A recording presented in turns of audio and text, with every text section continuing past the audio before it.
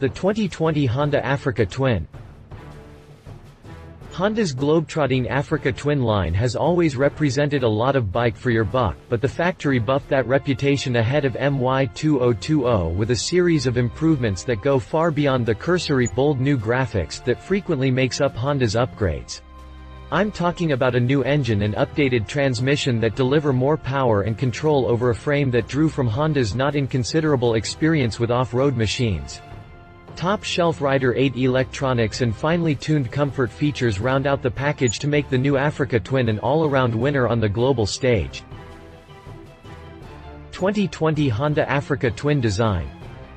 Though there are plenty of tweaks to the overall design, the new base model Africa Twin and Africa Twin DCT still maintain that striking Africa Twin look that defined the line. Though there are plenty of tweaks to the overall design, the new base model Africa Twin and Africa Twin DCT still maintain that striking Africa Twin look that defined the line. It starts with a fork foot mount front fender that comes complete with tall uprights to protect the inner fork tubes and seals. The fender style. To read the full article, check the link in the description. If you liked this video, please share your thoughts in the comments below and don't forget to hit the subscribe button.